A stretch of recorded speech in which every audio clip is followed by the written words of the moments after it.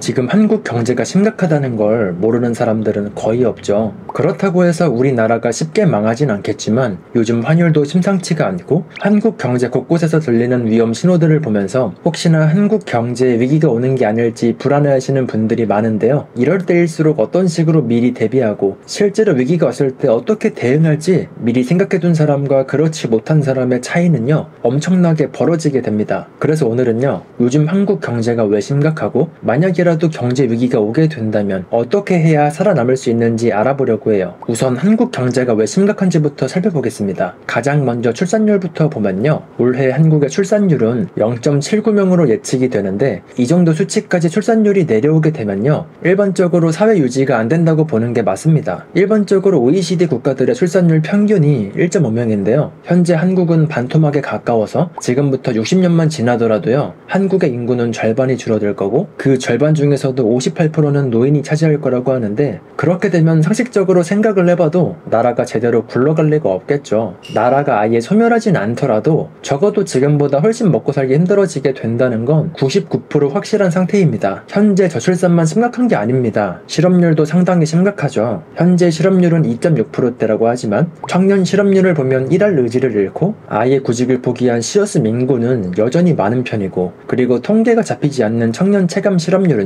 무려 16%에 해당한다고 하는데, 나라의 미래를 책임져야 될 청년들이 제대로 자리를 잡지 못하고 있다는 건 그냥 혀를 차면서 바라볼 문제가 아니라 상당히 심각하게 바라봐야 될 문제죠. 여기에 더해서 국가 총부채도 심각합니다. 정부와 기업, 가계부채를 포함한 나라 빚은요 최근에 6,372조 원을 기록해서 GDP 대비해서 부채 비율이 247.9%를 달성했다고 하는데요, 이건 비기축 통화국 중에서 가장 높은 수치고요 10년 만에 무려 3,000조 원이나 늘어난 수치라고 하죠. 기업 부채도 최대 기록을 계속해서 갱신하고 있고, 이 중에서도 이자도 못 갚는 좀비 기업은 41%나 된다고 하니까 확실히 우리나라의 성장 동력은 꺼져가고 앞으로 미래가 깜깜하다는 걸 알 수 있습니다. 특히 한국 정부의 부채는요 코로나 때 43.1%를 돌파했다가 올해 1분기에는 47%를 넘었다고 하는데요, 앞으로도 현재 정부가 확장 재정 정책을 펼친다고 해서 500조 원 가까이 돈을 더 풀 예정이라고 하니까 2026년이 되면 정부 부채 비율이 50%를 넘게 될 예정이라고 합니다. 원래는 28년에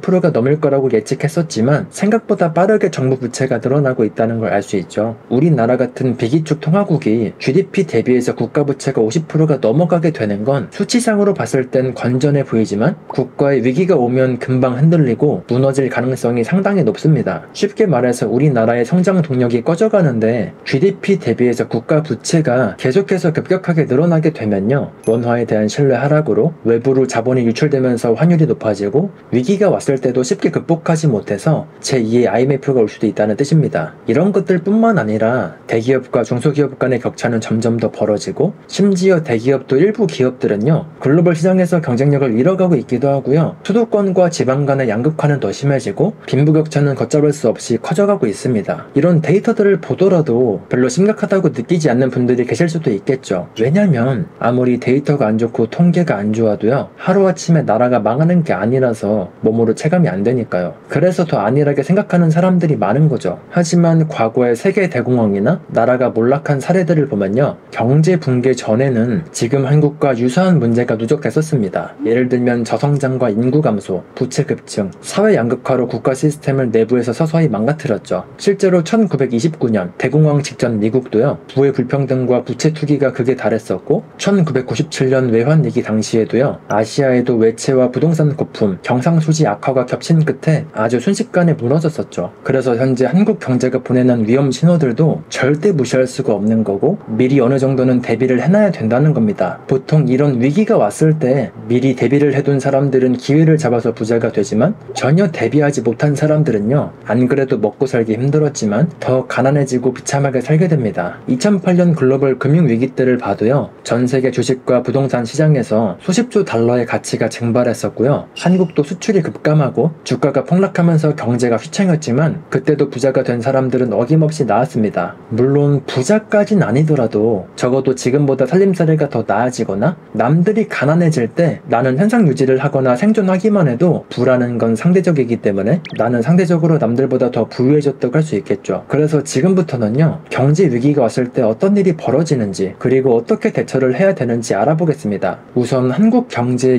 위기가 오면 무슨 일이 벌어질까요? 가장 먼저 금융시장 전체에 공포 심리가 번지면서 패닉이 일어나게 됩니다. 탐욕에 눈이 멀었던 투자자들은요, 눈앞에서 자산 가치가 폭락하는 걸 보고 대부분 패닉셀을 하게 되죠. 주식시장은 며칠 사이에 수십 % 폭락하고 부동산 시장도 거래가 얼어붙으면서 호가가 곤두박질 치게 될 겁니다. 몇 달 만에 수백조 원의 가치가 증발하게 될 텐데, 여기서 주목할 만한 사실은요, 그 자산들의 가치가 서류상으로만 떨어지게 된 거지 실제로 돈이 증발한 게 아니라는 겁니다. 주식이나 부동산 같은 자산에 대한 적정 가격에 대한 믿음이 사라진 것일 뿐이지 실제로 그 자산은 가만히 있었다는 거죠. 예를 들어서 AI 버블이라는 말이 돌면서 엔비디아 주가가 하루 만에 수십조 원씩 증발했다고 해도요, 실제로 사람들의 돈이 증발한 게 아니라 그 자산에 대한 사람들의 평가가 바뀌면서 가격이 떨어진 것일 뿐이라는 겁니다. 하지만 대부분의 사람들은요, 이런 숫자상의 폭락의 공포를 느껴서 더 패닉셀을 하고 그 악순환으로 시장은 더 빠르게 무너집니다. 왜냐면 조금이라도 돈을 건져야겠다는 인간의 손실 회피 편향 때문에 당장 수십 프로 손해를 보더라도 감수를 하는 거죠. 그럼 이렇게 금융시장이 무너지게 되면 두 번째로 실물 경제에 본격적으로 연쇄 충격이 오게 되는데요. 기업들은 투자와 고용을 급격하게 줄이게 되고 그 결과로 가장 먼저 타격을 받는 계층은 서민과 청년들입니다. 예를 들어서 1997년 위기 당시를 보면요, 비정규직부터 일자리를 잃기 시작해서 청년 실업률이 폭등했고 중장년 가장들까지 연쇄고가 됐었죠. 지금도 비슷합니다. 통계상 한국의 공식 실업률은 2%대라고 하지만요, 실제로 청년층의 체감 실업률은 이미 16%가 넘었고요. 내수 침체도 심각한 상황이라서 서민들이 지갑을 닫아버리면 자영업자들의 매출은 급감하게 되고 그게 또 소비 위축으로 이어지면서 내수 기업들도 덩달아서 힘들어지기 시작합니다. 보통 경제의 실필줄이라고 불리는 중소기업과 자영업이 무너지게 되면요, 그 여파는 결국 금융기관 부실까지 번지게 되겠죠. 그리고 이때부터 부의 재분배가 본격적으로 시작되게 되는데, 미리 달러나 금, 해외 자산을 준비해둔 사람들은요, 적정 가치 대비해서 상당히 저렴해진 국내 자산들을 아주 싸게 살 기회를 잡을 수 있게 됩니다. 일반적으로 현금을 들고 있던 사람들도 기회를 잡을 수가 있겠지만 보통 경제 위기가 오면 환율이 급등하기 때문에 국내 금융 시스템에 영향을 받지 않는 해외 달러나 자산을 일부 팔고 가치가 떨어진 원화 자산들을 사는 게 가장 이상적인 시나리오죠. 보통 이런 경제 위기가 오게 되면요, 대부분의 사람들은 소비와 투자를 멈추지만 역설적으로 위기를 미리 대비해뒀던 부자들이나 기관들은요, 절대로 이 순간을 놓치지 않고 기회로 활용합니다. 2020년 3월 폭락장에서도요, 공포에 판 사람들은 큰 손해를 봤지만 반대로 그때 저점 매수한 사람들은 1년 만에 자산을 몇 배로 불렸었죠. 결국 위기는 모두에게 평등하지 않습니다. 혹시 모를 위기를 준비한 사람들은 부를 늘리는 거고 준비를 못한 다수의 사람들은 더 가난해지는 구조인 거죠. 특히 한국처럼 부의 양극화가 이미 심화된 나라에서는요, 경제 위기 이후로 그 격차가 더 벌어지게 되겠죠. 실제 통계에 따르면요, 지난해 상위 10% 부자가 전체 순자산의 44.4%를 보유하고 있다고 하고요, 하위 50% 절반이 가진 자산들을 모두 합쳐도 10%도 안 될 만큼 격차가 큰데요, 이 빈부격차는 위기 때 더 좁아지는 게 아니라 오히려 더 벌어지게 됩니다. 왜냐면 현금이 부족한 서민들은 급한 대로 빚을 내거나 가진 거를 팔아서라도 버텨야 되지만 현금 여유가 있는 사람들은 어때요? 폭락한 자산들을 싸게 사들이면서 오히려 더 많은 부를 쌓게 됩니다. 즉, 경제 위기는 누군가한테는 기회지만 누군가한테는 재앙이 될 수도 있다는 건데, 실제로 경제 위기가 왔을 때 써먹으면 좋을 5가지 행동 지침에 대해서 알려드릴게요. 만약에 이 5가지 방식으로 행동을 한다면요, 엄청난 부자가 되는 건 아니더라도 내 가족의 생존과 자산을 지킬 수 있을 거예요. 첫 번째는요, 경제 위기 초반에는 현금이 곧 생존과 직결이 된다는 걸 명심하세요. 만약에 모든 자산을 국내 경제에 영향을 받는 자산들로 들고 있다면요, 엄청나게 큰 타격을 받게 될 겁니다. 예를 들면 국내 주식, 국내 부동산, 예금과 적금, 원화 보유가 해당되겠죠. 그래서 경제 위기가 터질 것 같은 조짐이 보이거나 경제 위기 초반에는요, 현금을 들고 있더라도 달러나 해외 자산을 일부 보유하고 있는 게 생존에 큰 도움이 됩니다. 그렇다고 해서 모든 자산을 달러나 해외 자산으로 올인하진 말고요, 적어도 6개월에서 1년치 생활비 정도는 현금으로 들고 있는 게 훨씬 안정감 있는 생활이 되겠죠. 그리고 혹시 모를 뱅크런을 대비해서 한 은행에다가 현금을 다 넣어두지 말고 예금자 보호 한도를 고려해서 여러 가지 은행에 돈을 나눠두거나 안전한 단기 채권에 넣어두는 것도 좋겠죠. 그리고 일반적으로 한국의 경제 위기가 오게 되면요, 환율이 최소 2,000원 이상으로 오르게 될 텐데 최소 20% 이상은 달러로 꼭 보유해 두는 게 좋습니다. 그리고 두 번째로 경제 위기가 오면 꼭 해야 될 건요, 불필요한 지출과 고금리 빚은 꼭 정리해야 된다는 겁니다. 당연한 얘기겠지만 충동 소비나 사치성 지출이나 이자가 높은 부채들은 때는 최대한 빠르게 정리하는 게 좋다는 거죠. 특히 경제 위기 상황에서는요, 수입이 줄어들 확률이 압도적으로 높기 때문에 현금 흐름을 플러스로 유지하는 게 최우선인데요. 당장 월급이 끊길 수 있다는 전제 하에 필수 생계비를 중심으로 예산을 재편성해야 됩니다. 일반적으로 주택 임대료나 대출 이자, 식비, 공과금 같은 최소한의 고정비를 제외한 모든 비용들을 점검하고 줄이거나 연기할 수 있는 것들은 과감하게 줄여야 되죠. 예를 들면 요즘은요, 넷플릭스부터 시작해서 다양한 플랫폼들까지 여러가지 구독료만 합쳐봐도요, 기본 10만원, 20만원은 내게 되는데 당장 먹고 사는데 필요한 게 아니라면 이런 고정비는 당연히 줄여야 되고요. 헬스에서 PT 받는 돈이나 필라테스 다니는 돈 같이 굳이 당장 먹고 사는데 꼭 써야 되는 지출이 아니면요, 과감하게 줄이는 게 핵심입니다. 특히 고금리 부채는요, 수입이 끊길 위험이 없는 평상시에는 상관이 없겠지만 위기가 오면 수입도 줄어들고 이자도 늘어나기 때문에 웬만하면 이런 고금리 부채들은 위기가 오면 가장 먼저 상환하는 게 좋습니다. 그리고 소득도 다각화해두는 것도 좋습니다. 한 가지 본업 소득에만 의존하면요, 그 일자리를 잃는 순간 진짜 먹고 사는 것 자체가 힘들어질 수 있기 때문이죠. 그래서 작든 크든 상관없이 퇴근하고 남는 시간에 사이드 프로젝트를 운영해보던가, 요즘 같은 시대에서는요, 집에서도 편하게 부업을 할 수 있으니까 그런 것들을 시도해보는 것도 좋겠죠. 인스타나 유튜브, 틱톡 같은 것들은요, 심지어 달러로 조회수 수익을 받으니까 한국 경제 위기가 왔을 때 크게 영향도 안 받고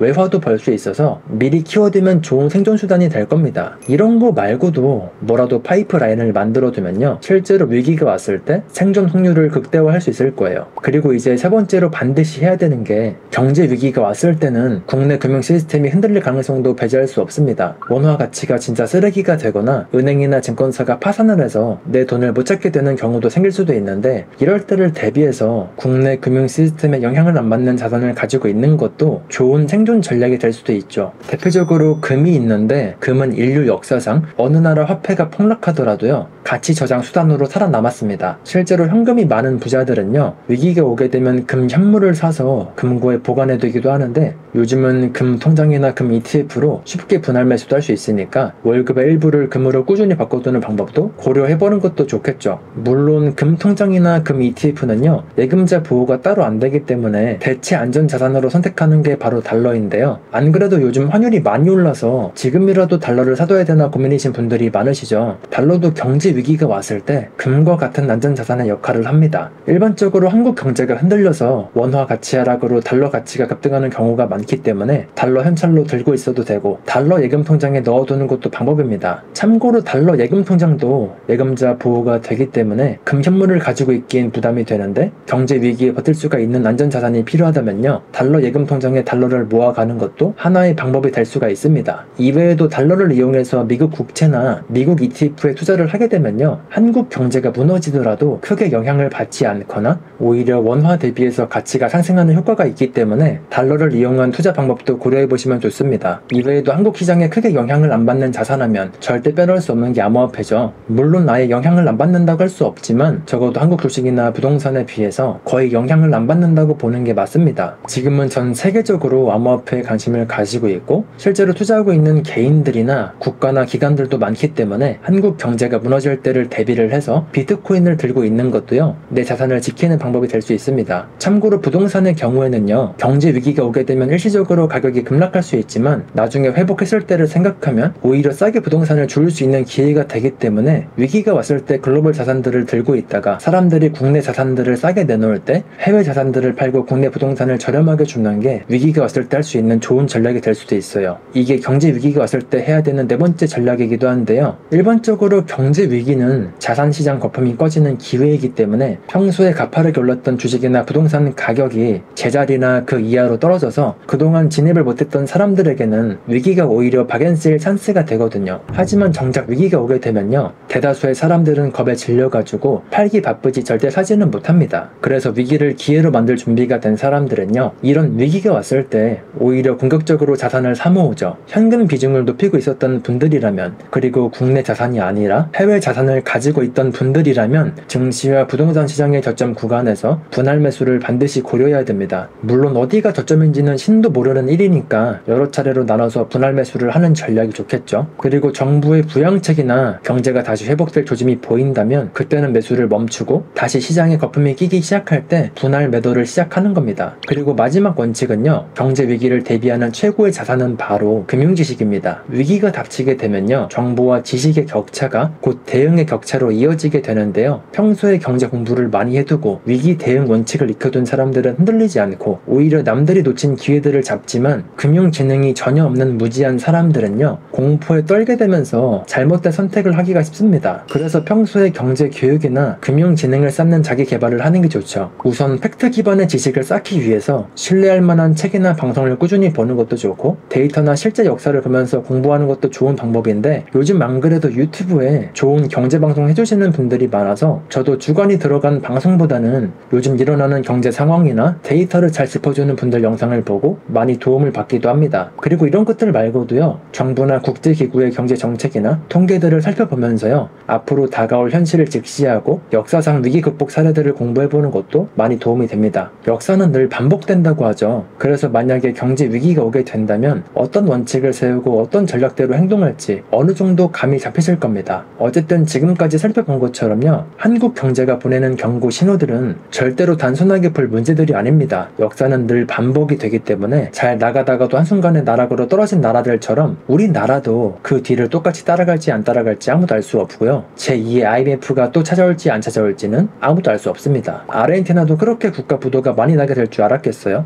미래는 예측하는 게 아니라 대응의 영역이고, 적어도 지금 한국 경제가 보내는 신호와 데이터들을 살펴보면요, 나라가 망하는 것까지는 아니더라도 적어도 미래 전망이 어둡다는 건 확실히 알 수 있습니다. 그래서 혹시 모를 위기를 미리 준비한 사람들은 살아남겠지만, 대비 없이 안일하게 있던 사람들은 더 가난해지게 되겠죠. 위기는 기회라는 말을 정확히 말하면요, 위기는 준비된 사람들한테만 기회인 겁니다. 여러분들은 어떻게 준비하고 계신가요? 경제 위기는 돈이 증발하는 게 아니라 겁먹은 사람들 주머니에서 용기 있는 사람들 주머니로 돈이 이동하는 시간일 뿐입니다. 우리한테 중요한 건요, 그 용기 있는 준비된 사람이 되는 거죠. 최선을 기대하되 최악에 대비해야 되는데 아직도 안일하게 살아가는 사람들이 있다면 제발 정신 좀 차리라고 말해주고 싶네요. 저도 한국이 예전처럼 살기 좋은 나라, 자랑스러운 나라로 오랫동안 유지가 됐으면 좋겠습니다. 어차피 다른 나라에 가서 살 것도 아니고 죽을 때까지 한국에 있을 것 같은데 웬만하면 위기 없이 순탄하게 흘러가면 좋겠어요. 오늘 준비한 영상은 여기까지입니다. 영상이 도움이 되셨다면 구독과 좋아요, 댓글까지 부탁드리고요. 다음에도 도움이 되는 영상으로 찾아뵐게요. 시청해주셔서 감사합니다. 좋은 하루 보내세요.